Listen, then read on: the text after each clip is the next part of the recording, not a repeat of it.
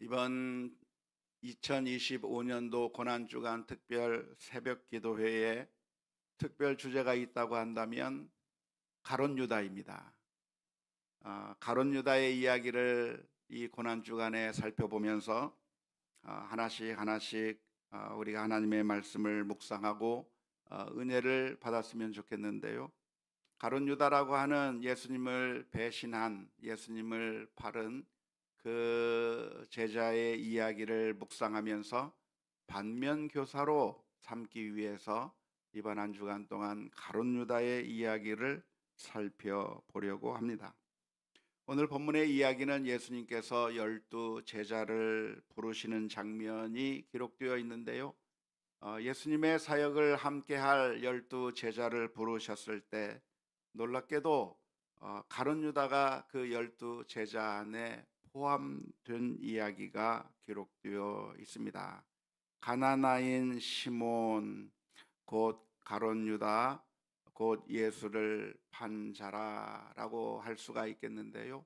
가나나라고 하는 말은 가나안이 아닙니다. 가나나인 시몬인데요. 이 가나나라고 하는 말은 열심당원이라고 하는 그런 의미입니다. 당시에 유대 종파가 여러 종파가 있었는데 바리새파도 있었고 사두개파도 있었고 성경에는 등장하지 않지만 에세네파도 있었고 또 하나의 파가 있었는데 열심당파, 열혈당파라고 할 수 있는 사람들이 있었죠. 이 사람들은 유대의 독립, 신앙의 순수함을 위해서 아주 열정적으로 폭력적인 그런 과격한 극좌적인 그런 성격을 가진 사람들이라고 할 수 있었겠는데요. 그들 출신인 이 가룟 유다를 예수님께서 제자로 불러 주셨습니다. 우리가 잘 아는 것처럼 이 가룟 유다가 예수님을 배신하고 그래서 십자가에 못 박혀 돌아가시게 되는 그 과정을 겪게 되는데요. 여기서 우리는 질문이 떠오르게 됩니다. 왜 예수님께서는 가룟 유다를 불렀을까? 제자로 왜 예수님께서는 가룟 유다로 부르셨을까? 가룟 유다가 예수님을 팔 거라고 하는 것을 예수님께서는 전혀 모르고 부르셨을까? 알면서도 일부러 악역을 담당할 사람으로 일부러 선택하셨을까? 아셨을까? 몰랐을까라고 하는 질문을 던져볼 수가 있겠는데요. 모르겠어요. 어떤 식으로 대답을 해도 난제가 있기 때문에 그렇습니다. 마치 선악과의 이야기와 비슷하다고 할 수가 있겠는데 하나님께서 왜 선악과를 만드셨을까? 인간이 그것을 먹고 타락할 거라고 하는 것을 모르셨을까? 아니면 아시면서도 만드셨을까라고 하는 질문과 유사한 질문입니다. 대답하기 어려운 것이죠. 몰랐다고 하면 하나님의 전능성에 문제가 되는 것이고 알으셨다고 했다면 하나님의 선하심에 문제가 되는 그런 난해한 질문인데 이러한 질문으로 오래 고민할 필요는 없습니다. 우리의 머리로서는 완벽하게 그 이유를 정확하게 잘 이해할 수 없기 때문에 그렇습니다.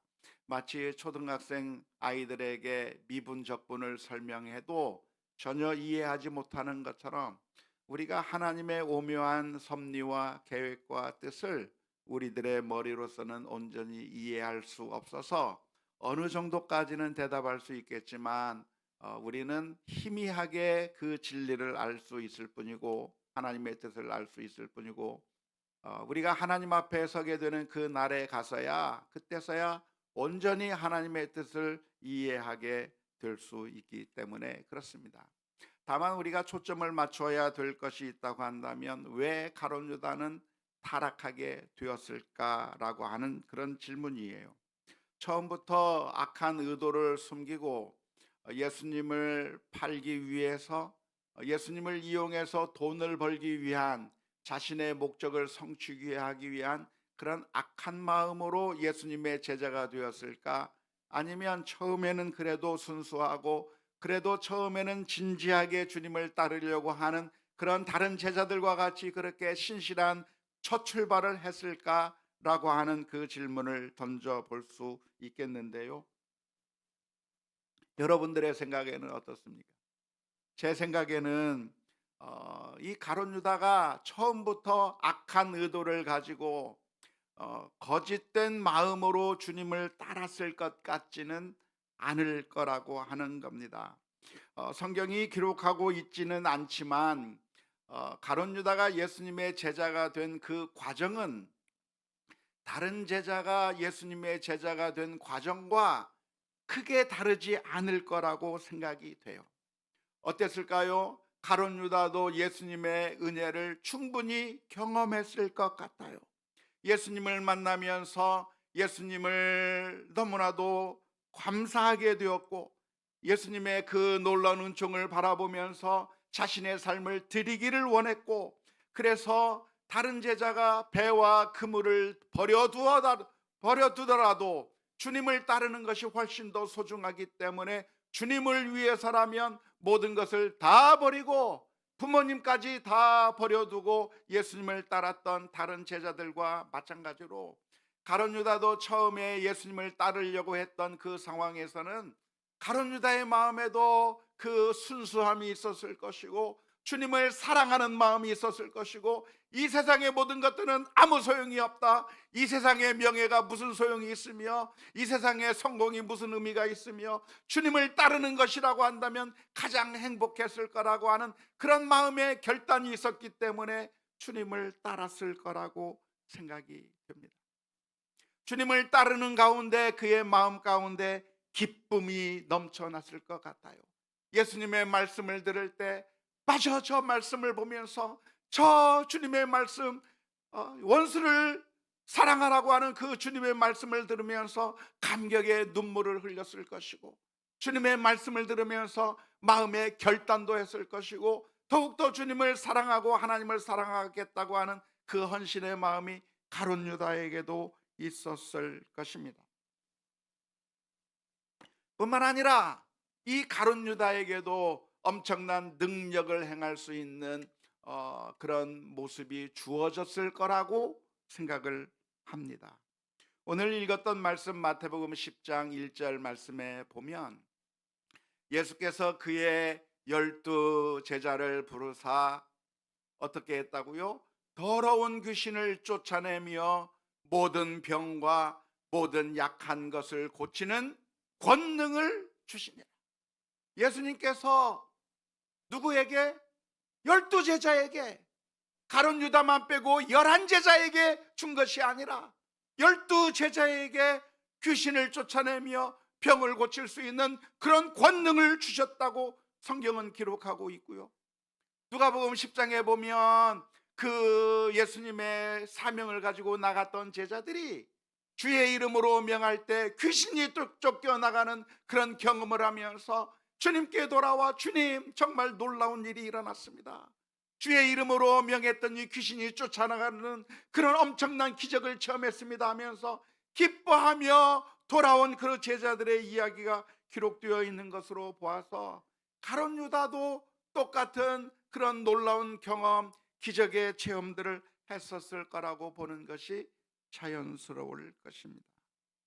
모든 것이 다 제자로 똑같았기 때문에 어쩌면 이 가룟 유다를 부르신 이유가 있다고 한다면 가룟 유다도 다른 제자와 마찬가지로 선한 제자가 되기를 원하는 마음으로 악역을 감당하라고 뽑아주신 것이 아니라 선한 일로 할 수 있는 하나님의 자녀로서 하나님의 제자, 주님의 제자로서 선한 일을 하라고 예수님께서 불러주셨을 거라고 믿습니다. 그런데 왜 타락의 길로 가게 되었을까요? 왜 타락했었을 수밖에 없겠습니까? 마태복음 13장 22절 말씀에 보면 씨 뿌리는 자의 비유에서 이렇게 기록하고 있습니다. 가시떨기에 떨어진 씨에 대해서 설명하면서 가시떨기에 뿌려졌다는 것은 말씀을 들으나 세상의 염려와 재물의 유혹에 말씀이 막혀 결실하지 못하는 자요. 가시떨기에 떨어졌을 때 기쁨으로 주님의 말씀을 받아들였습니다. 싹이 났습니다. 자라기 시작했습니다. 그래서 이 시도 정말 하나님의 자녀가 되는 것과 같은 그런 현상들이 나타나게 된 것이죠. 하지만 결국 열매를 맺지 못하고 하나님의 그 관점에서 실패한 인생이 될 수밖에 없었던 이유가 무엇인가? 재물의 유혹으로 말미암아 결실하지 못했다. 주님을 따르는 가운데 재물의 유혹이 그들의 앞을 가로막게 되었을 때 결국 예수님보다 재물을 더 사랑함으로 말미암아 이 사람은 타락의 길로 갈 수밖에 없었을 거라고 볼 수가 있습니다. 그도 그럴 것이 요한복음 12장 4절에서부터 6절 말씀에 보면 이렇게 표현합니다. 제자 중 하나로서 예수를 잡아줄 가룟 유다가 말하되 이 향유를 어찌하여 300데나리온에 팔아 가난한 자들에게 주지 아니하였느냐 하니, 이렇게 말함은 가난한 자들을 생각함이 아니요 그는 도둑이라 돈꾀를 맞고 거기 넣는 것을 훔쳐 감이러라. 안타깝게도 가룟 유다는 주님을 따르는 길 가운데 재물의 욕심이 생기게 된 것이죠. 그리고 그 재물의 욕심 때문에 재물이 주님보다 더 소중해서 결국 가룟 유다는 타락의 길로 걸어가고 말았습니다. 오늘 우리가 이 시간에 이 가룟 유다의 이야기를 통해서 얻을 수 있는 교훈이 있다고 한다면 무엇일까요? 그것은 안심하지 말라는 교훈입니다. 내가 구원을 받았구나, 나는 예수님으로 말미암아 구원을 받았구나, 이 사실로 인해서 안심하지 말라라고 하는 그 교훈을 우리 모두가 다 기억해야 될 줄로 믿습니다. 우리 옆 사람에게 이야기 한번 해볼까요? 안심하지 맙시다.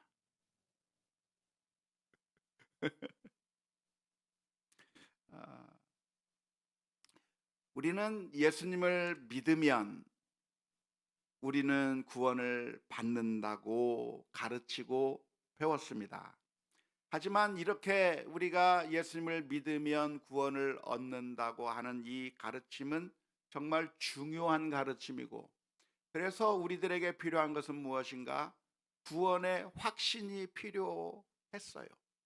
그래서 우리가 늘 강조하고 늘 가르쳤던 것이 무엇이냐면 구원의 확신입니다. 우리에게 구원의 확신이 필요하기 때문에 우리가 구원이 확실하다고 하는 것을 엄청나게 가르쳤어요. 우리의 구원의 확실성이 어디에 있습니까? 내게 있는 것이 아니라 우리 주님에게 있는 거예요. 내가 거룩하기 때문에, 내가 의롭기 때문에, 내가 뛰어나기 때문에 구원을 받는 것이 아니라, 만일 그러한 것에 우리의 구원이 달려 있다고 한다면 우리의 구원은 불완전해 보일 겁니다. 하지만 우리의 구원이 확실한 이유가 무엇입니까? 우리가 구원받는 것은 내 의로 인해서 구원받는 것이 아니라 예수님께서 나를 위하여 피를 흘려주시고 내 죄를 씻어주셨기 때문에, 예수님께서 구원을 이루어 주셨기 때문에 우리의 구원이 확실하다고 하는 것을 알고 그 구원의 확실성을 믿고 담대하게 믿음으로 살아가야 한다고 하는 것을 엄청나게 가르쳤어요. 그런데 이러한 가르침을 수많은 성도들이 오해해서 내가 아무렇게나 살아도, 내가 죄를 지으며 살아도 그래도 구원을 받을 거라고 하는 잘못된 그런 관점으로 그렇게 변해버려서, 그래서 부작용이 정말 많이 나타난 것을 오늘날 우리가 많이 경험하게 됩니다. 그런데 성경의 가르침은 무엇인가? 한편으로는 우리의 구원이 확실하다고 가르쳐 주면서도, 그러나 우리의 믿음이 언제든지 떨어질 수 있고 그래서 우리가 망할 수 있다고 하는 그 경고를 성경 전체에서 가르쳐 주고 있다고 하는 사실도 우리가 동시에 기억해야 될 줄로 믿습니다. 마태복음 13장 20절 말씀에 씨 뿌리는 자의 비유에서 이렇게 기록하는데요. 돌밭에 뿌려졌다는 것은 말씀을 듣고 기쁨으로 받되, 이 돌밭에 떨어진 씨앗은 어떤 씨앗인가? 열매를 맺지 못한 망하는 신앙이거든요. 그런데 이 망하는 신앙을 가진 사람에게도 기쁨의 반응이 나타날 수 있다고 하는 것을 말씀해 주셨습니다. 다시 말하자면 우리가 신앙생활하면서 내 마음 가운데 기쁨이 넘치고 행복이 넘치고 이러한 모습들이, 정말 신나는 이런 모습들이 구원의 증거라고 말할 수가 없다고 성경은 이야기하고 있는 거예요. 뿐만 아니라 마태복음 7장 22절에서 23절의 말씀 가운데 이렇게 기록합니다. 그날에 많은 사람이 나더러 주여 주여 우리가 주의 이름으로 선지자 노릇하며 주의 이름으로 귀신을 쫓아내며 주의 이름으로 많은 권능을 행하지 아니하였나이까 하리니. 근데 그때 내가 그들에게 밝히 말하되 내가 너희를 도무지 알지 못하니 불법을 행하는 자들아 내게서 떠나가라 하리라 말씀해 주셨습니다. 우리가 신앙생활하면서 주의 능력이 나타나고 권능이 나타난다고 하는 그 사실이 내가 구원받았다고 하는 증거가 될 수가 없으며, 사역을 하면서 엄청난 열매가 맺히고 수많은 사람들이 몰려들고 수많은 사람들이 복음을 듣게 되고 그래서 수많은 구원자가 일어났다고 하는 그 사역이, 엄청난 역사가 일어나는 것도 구원을 받았다고 하는 증거로 사용될 수 없다고 성경은 가르쳐주고 있습니다. 목사로 일했다고 해서 그것이 구원의 증거가 될 수 없다고 이야기하는 것입니다. 그렇기 때문에 우리는 어떤 마음을 가져야 되는가? 우리는 안심하지 말아야 되는 그 마음을 오늘 우리가 기억해야 할 것입니다. 바울 사도는 뭐라고 이야기했습니까? 고린도전서 9장 26절에서 27절의 말씀에 그러므로 나는 다름질하기를 향방 없는 것 같이 아니하고 싸우기를 허공을 치는 것 같이 아니하며 내가 내 몸을 쳐 복종하게 함은 내가 남에게 전파한 후에 도리어 자신이 도리어 버림을 당할까 두려워함이로다. 바울 사도는 두려워하는 마음으로 나 자신을 쳐서 복종시켜서 하나님의 말씀에 순종하는 그 삶을 살겠다고, 잘못하면 잘못된 길로 갈 수 있고 가룟 유다의 길로 갈 수 있다고 하는 그 사실을 생각하며 자신을 제어하고 또 쳐서, 그래서 복종시켜서 하나님의 말씀에 복종시키는 훈련을 했다고 고백하고 있는 것입니다. 그러면서 우리들을 향해서 권면하시는 말씀이 빌립보서 2장 12절 말씀에 뭐라고 권면합니까? 그러므로 나의 사랑하는 자들아 너희가 나 있을 때뿐 아니라 더욱 지금 나 없을 때에도 항상 복종하여 두렵고 떨림으로 너희 구원을 이루라. 빌립보서 3장 10절에서 14절에서는 무슨 이야기를 하고 있습니까? 내가 그리스도와 그 부활의 권능과 그 권한에 참여함을 알고자 하여 그의 죽으심을 본받아 어떻게 해서든지 죽은 자 가운데서 부활에 이르려 하노니 내가 이미 얻었다 함도 아니요 온전히 이루었다 함도 아니라 오직 내가 그리스도 예수께 잡힌 바 된 그것을 잡으려고 달려가노라. 형제들아 나는 아직 내가 잡은 줄로 여기지 아니하고 오직 한 일 뒤에 있는 것은 잊어버리고 앞에 있는 것을 잡으려고 표대를 향하여 그리스도 예수 안에서 하나님이 위에서 부르신 부름의 상을 위하여 달려가노라. 예전에 내가 헌신했던 것, 예전에 내가 하나님의 은혜를 받았던 것, 그것에 안주하지 아니하고 내가 구원의 그 부름의 상을 위해서 열심히 나 자신을 쳐서 복종시키면서 달려간다고 고백하고 있는 것입니다. 우리는 언제나 타락할 수 있고 가룟 유다가 될 수가 있는 것이죠. 제자들이 더 뛰어납니까? 우리가 더 뛰어납니까? 제자들이 더 훨씬 더 뛰어난 사람들이에요. 배와 그물을 버려둔 그 제자들이 훨씬 더 우리보다 더 많은 헌신을 했던 사람들이에요. 그런데 그 제자들이었던 가룟 유다도 타락할 수 있다고 한다면 우리는 얼마나 더더욱 더 타락하기가 쉬운가라고 하는 사실을 생각하면서 오늘 이 아침에 우리가 가룟 유다의 길로 가지 않기 위해서 신실하게 우리 자신을 늘 돌아보며 하나님의 말씀 앞에 우리 자신을 쳐서 복종시키는 그런 믿음의 결단들이 있어야 될 줄로 있습니다. 가룟 유다는 우리에게 경고로 주신 반면 교사인 것이죠. 가룟 유다의 길로 가면 안 되는 거예요. 그런데 사실은 가룟 유다만 그렇게 잘못된 길로 빠졌는가? 아니에요.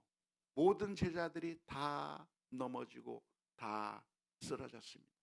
모든 제자들이 가룟 유다가 재물을 더 중요하게 여겼던 것처럼, 예수님보다 재물을 더 사랑했던 것처럼, 제자들이 예수님보다 누가 더 크냐, 내가 높으냐 네가 높으냐 하는 명예심으로 그들의 마음이 가득 차버려서 주님을 따르는 것보다도 자신의 명예가 더 중요하게 생각했던 사람들이 제자들이에요.